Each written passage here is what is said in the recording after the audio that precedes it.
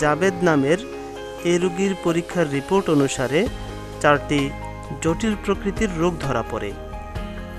1. পিত্তথলিতে পাথর। আপনারা দেখতে পাচ্ছেন কলিজার নিচে নর্মাল পিত্তথলি ও পাথরে আক্রান্ত পিত্তথলি। 2. Fatty liver. এটি নর্মাল লিভার, এটি আক্রান্ত লিভার। 3. ডান পার্শ্বের কিডনিতে পাথর। 4. Enlarged prostate. এটি নর্মাল প্রোস্টেট, এটি আক্রান্ত প্রোস্টেট। প্রচলিত চিকিৎসা ব্যবস্থায় রোগীকে অপারেশনের সিদ্ধান্ত দেওয়া হয়।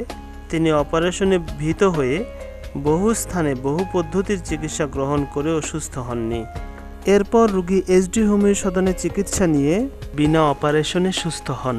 এখন আপনার যে কষ্টগুলো হইতো, জি স্যার, ওই কষ্টগুলো সম্পর্কে একটু বলেন।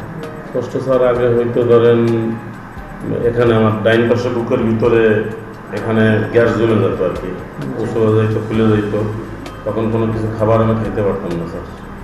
আর গ্যাসটা মাথায় উঠে যেত, মনে হচ্ছে মাথা আমার বাস্ট হয়ে যাবে অথবা ফেটে যাবে, এরকম নিঃশ্বাসটা বন্ধ হয়ে আসতো। দম বন্ধ হয়ে আসতো, মনে হচ্ছে আমি শেষ, নিঃশ্বাস আর আমি পারবো না নিতে। আমার কিন্তু বোঝা যেত না কিছু, যেখানে কোনো কিছু, নিঃশ্বাসটা যখন বন্ধ হয়ে আসতো তখন অনুভব হইতো যে গ্যাসে চাপ দিচ্ছে। তখন এখানে দেখতাম যে ফুলে গেছে এখানে আমার ডাইন পাশে এখানে। তখন ওই যদি কোনো কিছু না খাইতাম আমি, তখন আস্তে আস্তে মাথা টের পাইতাম যে মাথা ভার হয়ে আসতে, আর চোখ মুখ কাঁপতেছে। যদি মোটরসাইকেল চালাই না আমি স্যার, মোটরসাইকেল ধুয়ে দিই যে কোনো জায়গায়, ধুয়ে তারপরে আমি রিক্সা অথবা সাথে লোক নিয়ে হাঁটা চলা করতাম। ওই জিনিসটা আমার এখন টোটালি নেই। আর আগে কিন্তু স্যার ওই পেশাব এত লাল হইতো, রক্তের মতো লাল। এখন কিন্তু ওই লালটা নেই, ওই লালটা চলে যায়। তারপরে বাথরুমটা তখন ক্লিয়ার হইতো না আগে, কিন্তু এখন বাথরুম ক্লিয়ার।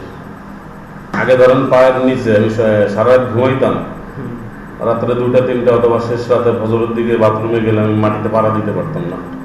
পায়ের নিচে মনে হচ্ছে যে শুরু হয়ে গেছে, আমার এত ব্যথা হইতো গ্যাসের চাপে। ওই জিনিসটা টোটালি এখন নেই আমার। আমি অনেক সুস্থ, অনেক, এখন আল্লাহ জানে।